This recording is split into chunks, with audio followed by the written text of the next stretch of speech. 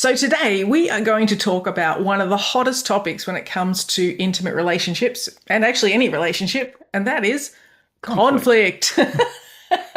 Actually, that's quite harmonious for conflict, wasn't it? It was a bit too harmonious.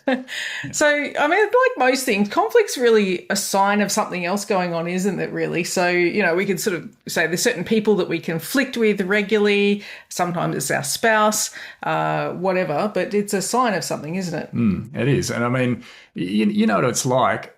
For some people, conflict shows up in unique ways, one person to the next, based on their stories essentially, and how they experience conflict. And most of us run from conflict.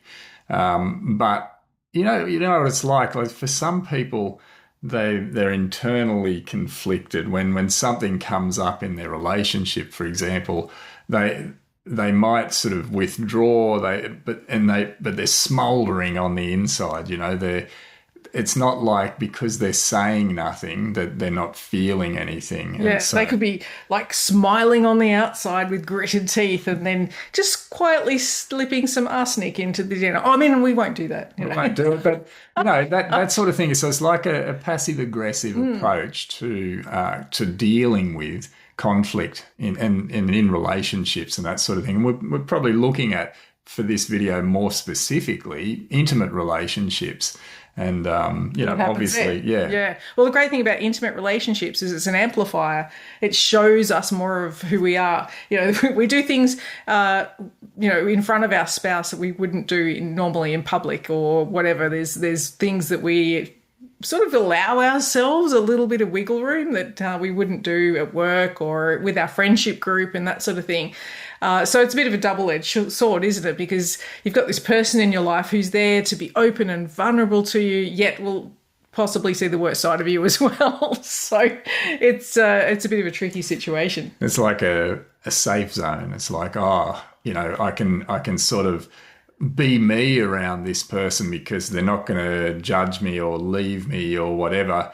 But the thing is, we're not being me unless we're conscious about who me is. Usually that's I can express my unconscious wounded stories in a childish way around this person because they're not going to X, Y, Z. Leave like me, yell at me, whatever. Yeah, you sort of end up with this unconscious agreement of how you're going to conduct your conflict. That doesn't mean it feels good.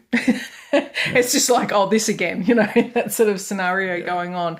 And, so we've got that internal conflict thing going on. And actually, even an externally displayed conflict starts with an internal conflict, doesn't it? It's like, this has happened, therefore I'll make it mean X, Y, Z. And that means I have to respond in that particular way because that's what I've always done. Yeah. And it happens in a microsecond, doesn't it? Like before we even know that we're in it. And that's why awareness is such a cool thing, isn't it? Yeah. But we'll come back to that. Yeah, for sure. And it's survival mode, essentially. The reason it happens so quickly is because it's our,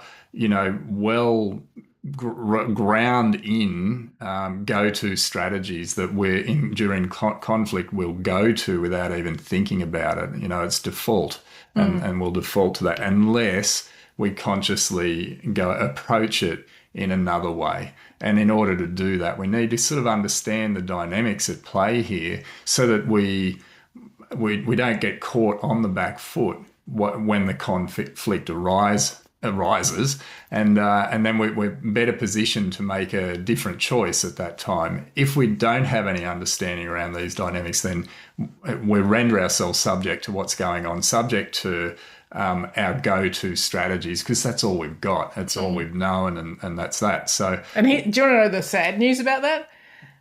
Tell me. The sad news is that those strategies were formed between the ages of 0 and 5 and then really bedded in by the time you're 7. So a lot of the time you're doing this stuff and it's your infant self that decided that's what we're going to do because that seems to be the best outcome we can get in these situations. So, that's it. So and so when you find yourself facing another situation, because we're going to experience conflict. It's not something that we're aiming to never have happen in our lives, but it's something that we don't have to be powerless to every time it does happen and behave in ways that we regret, or get into guilt and shame and, blame and resentment and all these sorts of things. We lose a lot of energy that way. Our relationship with the other person takes a hit, and it's the sort of thing that can either propel us forward when handled well, or it can really erode a relationship to a greater or lesser degree. But at the very least, it will hold a relationship back from ever really sort of getting that to that true caliber that it is really possible for it. Absolutely, yeah. A lot of us are living in a compromised state of relationship, not ever thinking that we can actually have the full version of what we would love. And many people we've spoken to, it's almost like, well, if I could just get rid of that person, then maybe I could have the new one. But that's not the solution, really, is it, necessarily? Sometimes it would be, but it's not always the solution, for sure. Right. Yep. So it's, and here's the thing is, have you ever had a day where you're with your spouse or your significant other, it might be your current one or somewhere in the past, where you've had this fantastic day, started out beautifully, there's been lots of connection and laughter and all that sort of stuff, and then at some point something happens and the mood shifts, and all of a sudden it's gone from this beautiful day into this completely, like, let's call it a war zone, for want of a better word. And it could be an internal war zone where you're like, oh, I hate it when he does that, or an external one where, everyone's behaving like children, or, there might be some yelling or some withdrawal or whatever the pattern happens to be. And it's just like, oh, it's all gone to hell in a handbag. How on earth did we go from that to that? It's like, what is going on? And essentially it's because we've gone into that survival pathway, and it almost feels like we're a different person to the one that was having a beautiful morning and having an incredible day. So it's not unusual for people to start to think that their partner is a little Jekyll and Hyde, and so are they. It's like, I don't know what's going on. 1 minute everything's great, next minute I've lost my shit, or he's lost his shit, and all of a sudden we've got these two personalities going on. So there's actually 4 of us in the room instead of 2. And no wonder we're conflicted. But just know that that's totally normal in terms of feeling like there's 2 versions of you. And it's not just in a relationship, is it? No, not at all. Well, yeah, that happens also when you go to create something and you find yourself procrastinating, or those sorts of things as well. But just to keep it on track with the couple's conflict sort of things, just be aware of, when we drop into those unconscious stories and those wounds, it's so quick, it'll take us over. But as Craig was saying, it's that awareness that allows us to go, hang on, what if I just stop, take a breath, and maybe hook into that person, that part of me that actually really loves and enjoys the company of this person, instead of what I've just made meaning of what they just did or said or looked at me the wrong way, or all the things. You know your patterns. You know what triggers you.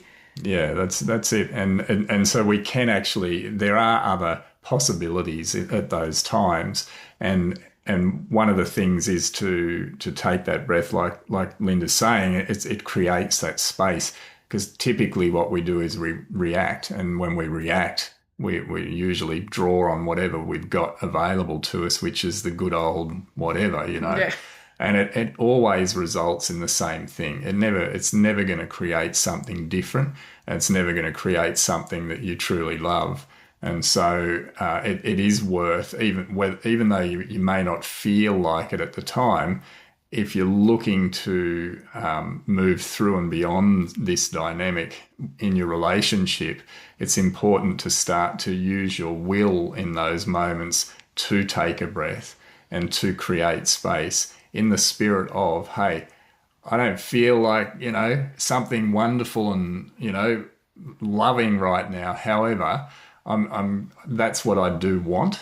And so regardless of how I feel, if I create the space in the spirit of something of a higher nature right now, I'm going to allow myself to be sort of open to something new. And it might be that that something new in this moment is to say and do nothing, but to do it from a conscious perspective, not from an unconscious and dysfunctional withdrawal away from the situation back into yourself as a retreat strategy. It's more like, no, I'm going to stand for something higher, even though I don't know what it is at the moment. And I'm going to do that by taking a breath and creating the space and just see what happens. You know, so nothing tricky. Yeah. It's difficult though in the moment because of initially, how you're feeling. Absolutely. Yeah, because that's that step one of awareness. It's like, oh, I'm in it. Oh, hang on. I don't want to be in it. Let me stop. Because otherwise it's just this cascade of dominoes. We call them the dysfunctional dominoes that, as you said, ends up not where you want to go. It's definitely in the wrong direction. And depending on what story you tell yourself, if you've got a beautiful vision for your relationship, then you've got a chance of hooking into that vision. But if you just keep going, oh, this again, this same old story, this same old, they're doing that again, that's what you're going to create anyway. So taking a breath and going, okay, I don't know what I want just yet, but let me be in a state of awareness that where we're heading is not what I want. And from there, we can start to build on that. Yeah. And so for this video, I think that's enough, is to say, you know, recognize that that you would love a relationship that has certain qualities about it, that you really enjoy, something that you can that enriches yours and the other person's life as a shared experience, and that it is possible. And then, you know, that's enough. And then when conflict arises, try something different. And it doesn't matter what it is, but creating space can be that something different to give yourself and the other person an experience that's different to what you've always done. Because it's not, if we continue to do what we've always done, we'll always get what we always have in the past. So when something has to change. And so you can be the catalyst for change in this dynamic. And it's just about the use of will at that time. And like I say, you don't necessarily feel like it at the time, but it will pay dividends long term. And so for this video, I think that's probably, you know, that self-awareness and that space. For sure. And one of the parts of the awareness is, what do I want to do? So if you normally withdraw, just acknowledge that and just see what happens if you don't withdraw. If you normally yell, see what happens if you just hold it for a moment before losing your lolly and just observe what happens, because that is the key. Step one is probably the hardest step to get. Once that, we can teach you the rest, which is super cool. So let us know in the comments how you go with that, because, you know, a new week is ahead for you probably, and you will probably have the opportunity to practice some of this, and let us know.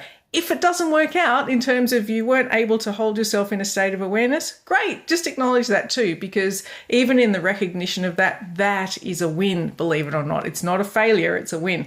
So let's keep that going. And if you want to know more, check out our school. I'll put the link into the description so that you can check it out, because we do all things relationship based, and we'd love to bring you some more info. So hang around. Also hit subscribe, follow, whatever the thing is on YouTube, and we will see you on the next video. Cool.